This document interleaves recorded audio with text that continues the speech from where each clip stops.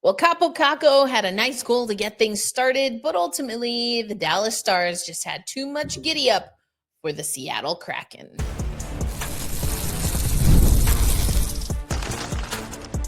You are Locked On Kraken, your daily podcast on the Seattle Kraken, part of the Locked On Podcast Network, your team every day. Hey there, Seattle hockey fans. Welcome to another episode of Locked On Kraken, part of the Locked On Podcast Network, where we bring you your favorite team, the Seattle Kraken, every single day. Erica L. Ayala here, back at headquarters. I was in New York yesterday. I'm in Tulsa today. And, the Seattle Kraken were not able to eliminate or push aside the Dallas Stars, and they were not able to avoid a season sweep by Dallas. They lose this one 3-1. Philip Grubauer in net. We'll talk a little bit about him. Heard from him a little bit after the game. Not too much. He didn't say too much. A lot of the questions we're asking about the quick start, which we'll talk about. Kaapo Kakko got a career high in points. We'll talk about that a little bit more. What we heard from Dan Bylsma, though, is where I want to start. But before we get into that, I have to tell you today's episode of Locked On Kraken brought to you by our friends at Game Time. Download the Game Time app, create an account, and use promo code LOCKEDONNHL for $20 off your first purchase. So Dan Bylsma felt that this was more or less the same script from the other night. Now, he did mention that, the penalties were very different. The power play, both teams had 3 opportunities on the power play. Neither was able to convert. And also, I talked about this in our live episode, right? If we look at the shot quality, if we look at the shots on goal, off puck in the offensive zone, those are all categories where actually the Seattle Kraken led. Shots on goal 37 compared to 31 by Dallas. Shot quality overall 3.4. So not bad, better than the 3.2 that Dallas had. Puck in the offensive zone, 40% for your Seattle Kraken, 37% for the Dallas Stars. Shot attempts 50-45 in favor of the Seattle Kraken. Multiple players for the Kraken had 7 shot attempts. Duchesne led the charge for the Stars. But again, it's the puck battle win that, if we look at the instant analysis by Allison Lucan, really kind of grinds my gears. 62% for the Dallas Stars, 38% for your Seattle Kraken. Turnover chances, 15 for the Seattle Kraken, just 6 for the Stars, but the score 3-1. So I think a few things happened here. One, the Dallas Stars just had a lot of opportunities in transition. I think it was that second goal. It must have been the second goal for Dallas. The third goal was an empty net goal. So only 2 against Philip Grubauer, who did get a quality start. Both goaltenders did.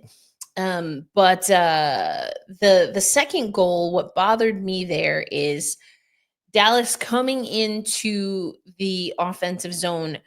Vince Dunn, kind of the lone man, trying to stand the team up as they were coming on the attack. And I talked about it on yesterday's show. I talk about it a lot. He went to go stick to stick, sure, but he was out of position, and it was kind of a last ditch effort. And so if he had, in that situation, put his body in better position. So yes, you do want to go stick to stick, but you also have to go body to body, especially when you had Dallas coming in with a head of steam. And so I would have liked to see that puck be played a little bit different. Overall, I think that Dallas just was able to capitalize on being a physical team, being a fast team. And that's what we heard a lot from the Seattle Kraken, whether it was the players or from Dan Bylsma. Bylsma also saying that, his team, he felt his team got looks, just couldn't find the back of the net and didn't cash in. And, that is going to happen. Not disappointed overall. I mean, you don't want to lose. You don't want to get swept in a season series. But I, I mean, for where we're at in the season, we've definitely seen worse. We've seen worse defensive breakdowns. We've seen worse effort from the Seattle Kraken. At one point in time, we heard Dan Bylsma say, well, I certainly hope that the team is focused on getting better. He was referring mostly to Kaapo Kakko, who we'll talk about in the next segment. But I mean, this is just kind of one of those, it is what it is. Doesn't mean anything for us regarding standings, doesn't mean anything for Dallas regarding, they're already in the playoffs, but they want to make a solid push. If we look at the standings overall right now, we went over this the other day, but again, Winnipeg and Dallas sitting at the top of the West, specifically in the Central Division, two teams that have clinched. If we look just league wide, where Dallas is, you've got Winnipeg, Washington, and then Dallas is right there. So this is a top three team. Would, if we had a little more to play for, would I have liked to see some more? Sure. But what we did see is the Seattle Kraken getting a little bit more comfortable with rotating, occupying empty space. That's something that we heard Eddie Olczyk talk about. I also just love that Everett Fitzhugh's getting more reps on the broadcast. So love that. But anyway, what we heard Eddie Olczyk say is that Kaapo Kakko occupied the extra space, scored in the first 62 seconds of the game. So we love that early start. That's been such a bugaboo of the Seattle Kraken team.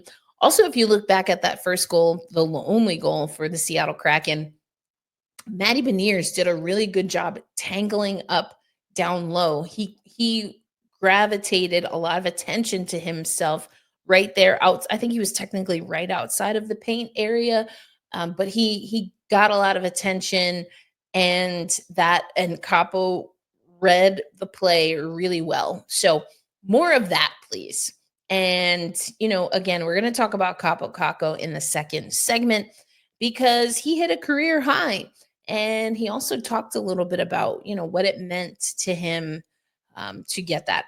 Now, spoiler alert, he definitely wanted to, I guess, downplay his career high, which we'll talk about, but all of that coming up. And then we're going to take a look ahead for what's coming up for the Seattle Kraken.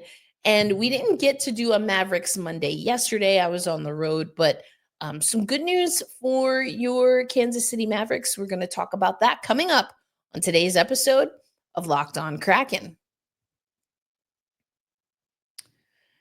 Today's episode brought to you by our friends at Monarch Money. Have you ever checked your bank account and wondered, where did all my money go? That's literally how I was thinking when I got back from my trip. Between dining out, online shopping, and entertainment, it's easy to lose track. That's where Monarch Money comes in.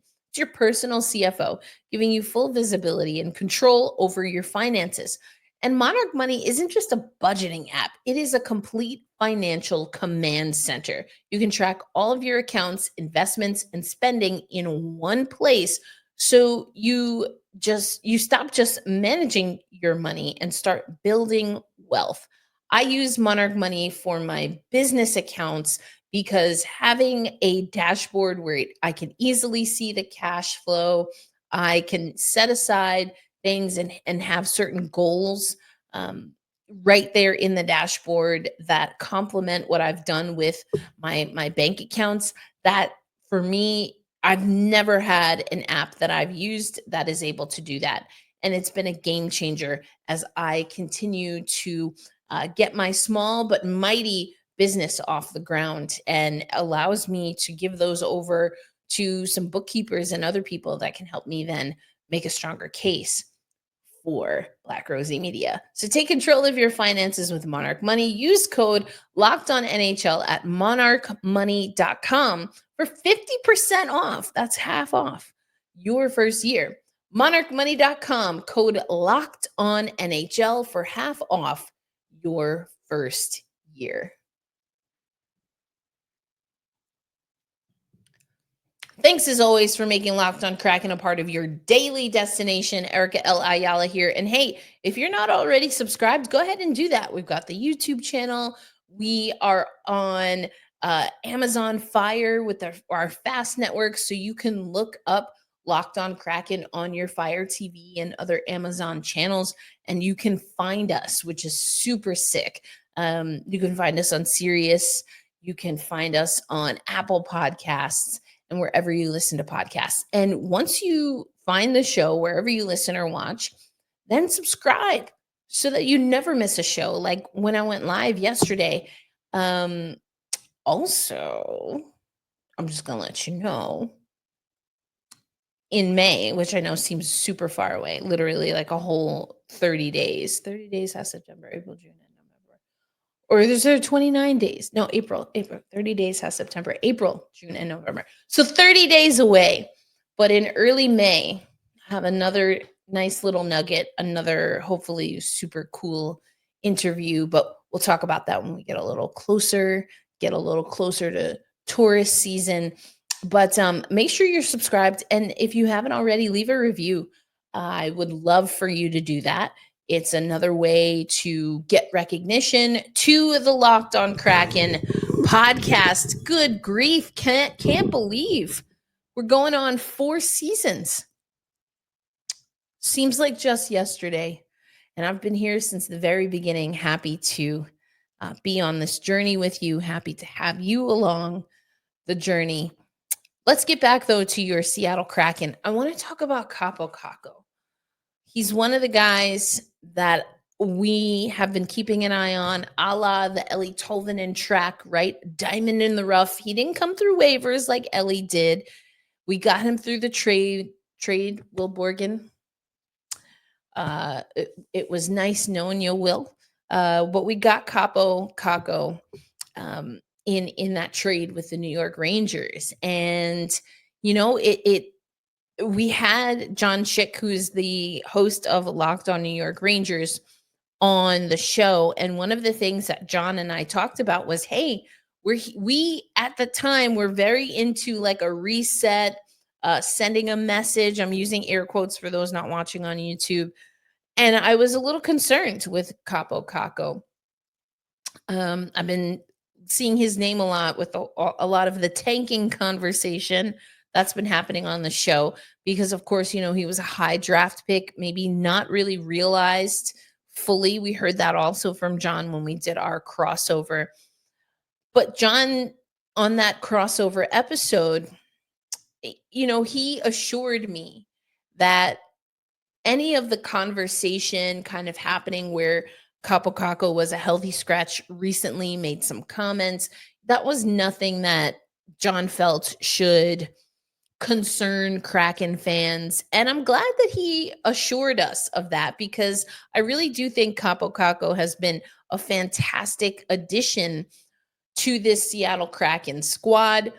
You know, I think when I was talking about the move, when we heard what John had to say and was doing a little bit of research on Kaapo Kakko, I really liked the idea of him on that Matty Beniers line, and that's exactly what we've seen.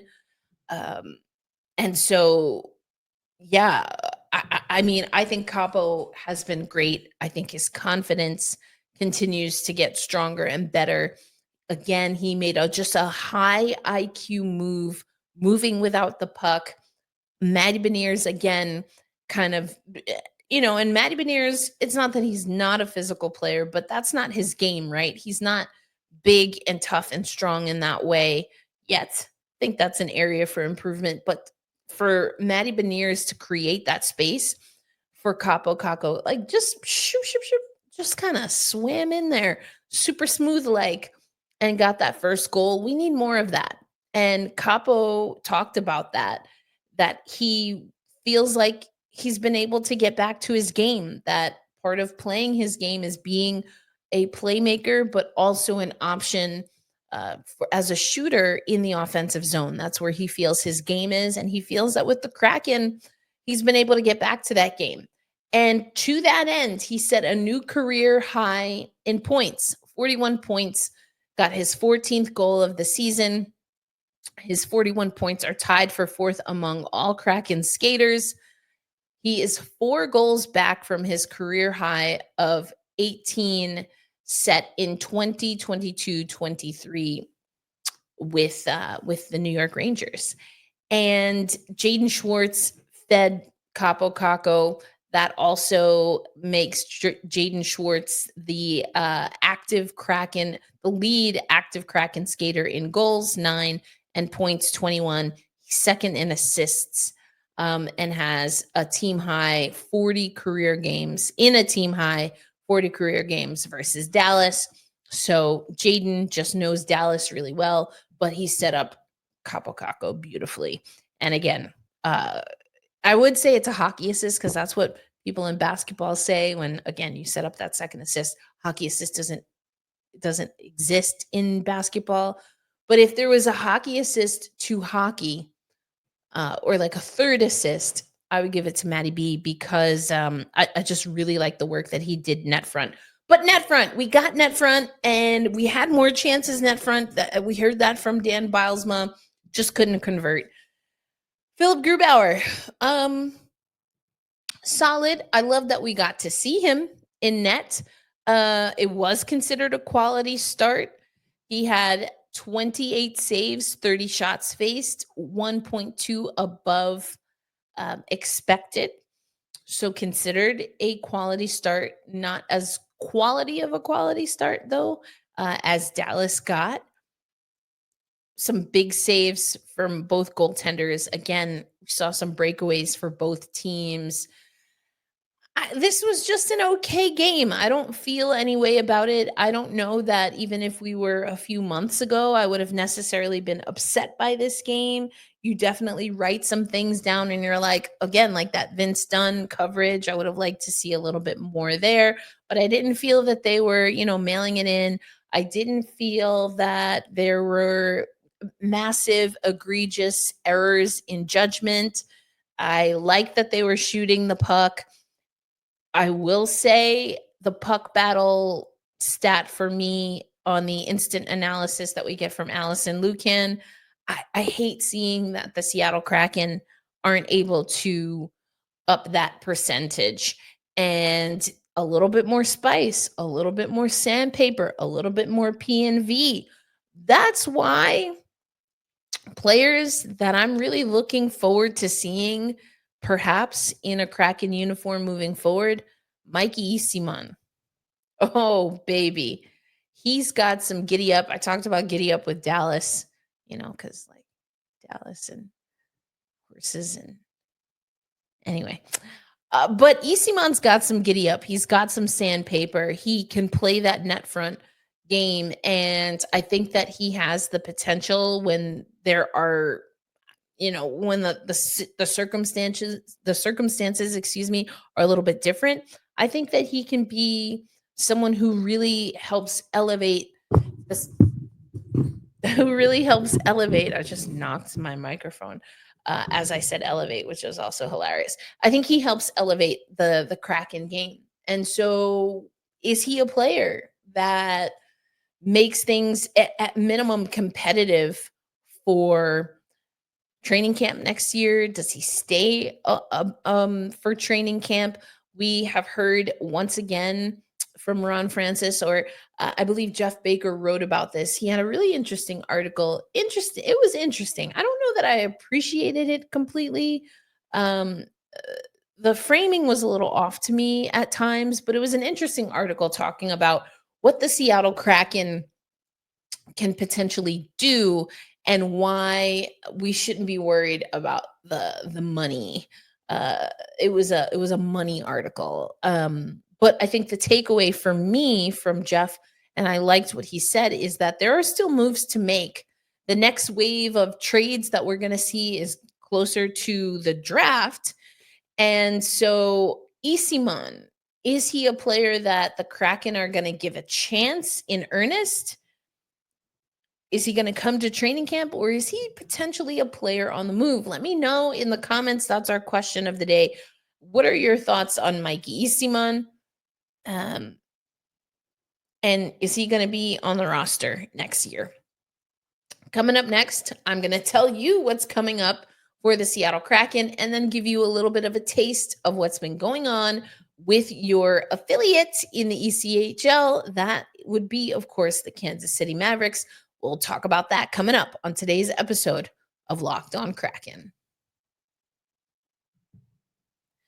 Today's episode of Locked On Kraken brought to you by Wonderful Pistachios. If you're looking for a snack that's both delicious and nutritious, then you have to crack into a good source of protein with Wonderful Pistachios. Wonderful Pistachios is one of the highest protein nuts.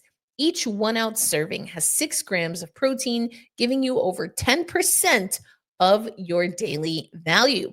Plus, they're packed with fiber and better for you unsaturated fats to help keep you feeling fuller for longer.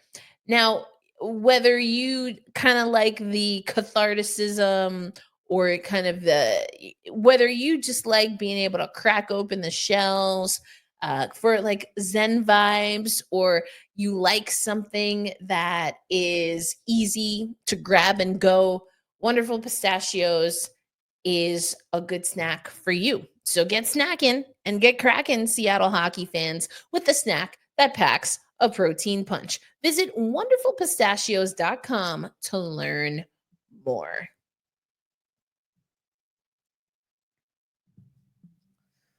And the Seattle Kraken didn't get the win, but that's okay. I feel not neutral about this game, but definitely not overly excitable one way or another.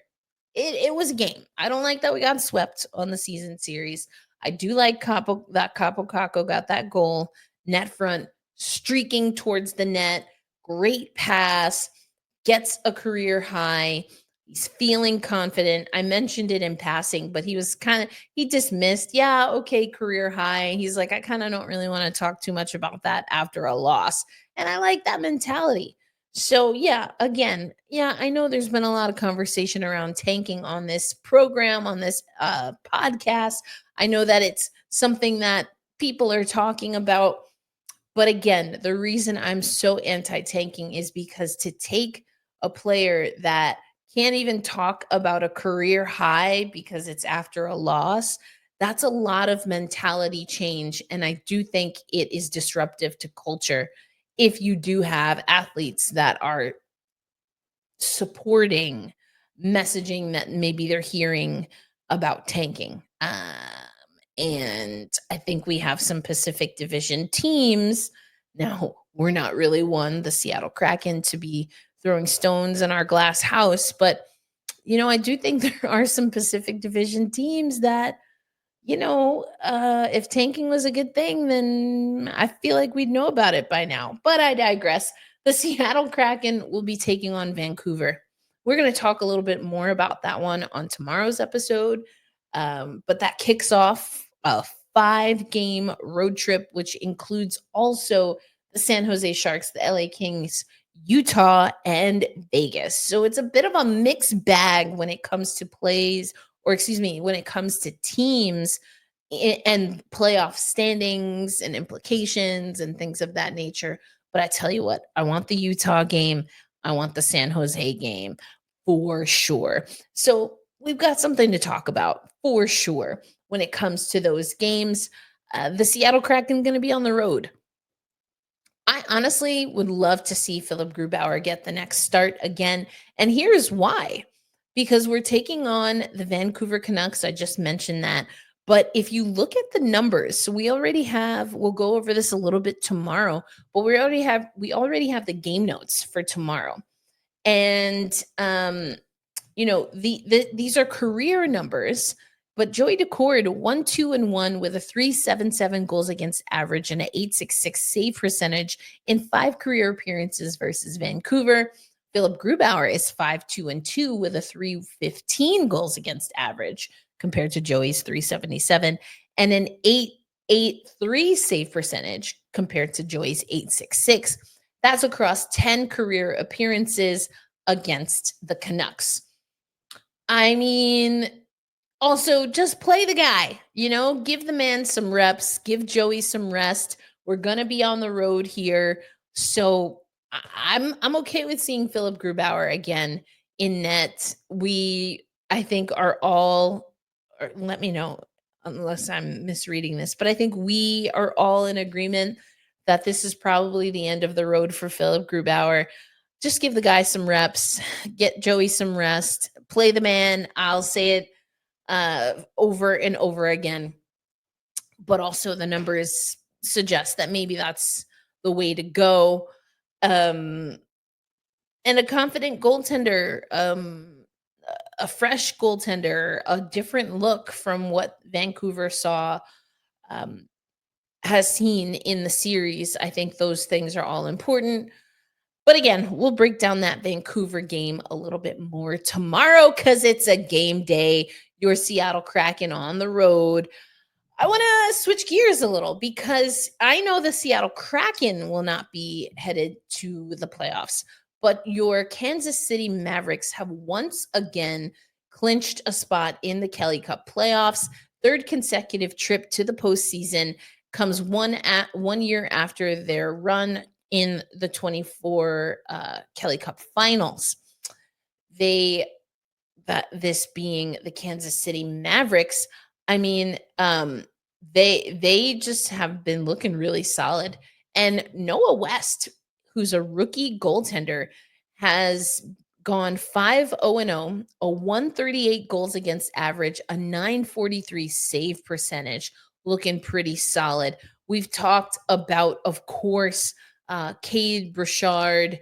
I've talked about Max Andreev before on this here program. We've actually interviewed him a few different times. But congratulations to Tato Had and your Kansas City Mavericks. They right now, if we look at the standings, they are in that second place in the Western Conference behind Toledo. It's been a little bit of a back and forth between those two teams. And Kansas, they will hit the ice again tomorrow.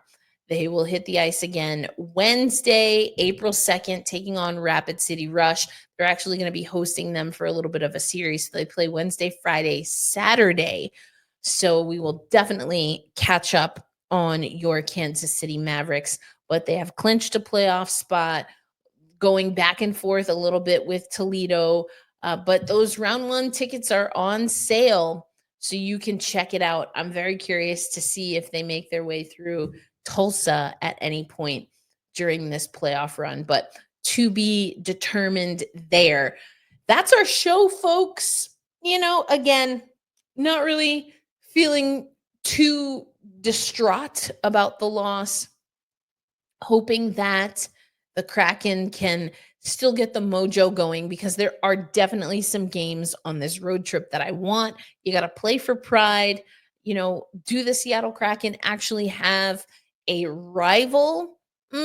I definitely feel some kind of way when we play certain teams.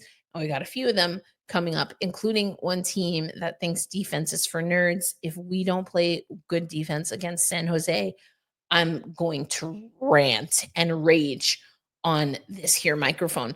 So let's just not do that. If they're team tank, let them be team tank. We'll be team. We like to get our chemistry together. That's our show. A reminder, be kind to yourself, be kind to others, hold fast, stay true, and loud and proud we say, for tomorrow, the game day, let's go Kraken. Erica L. Ayala, your host, signing out. I will catch you on the next episode. Peace out, everybody.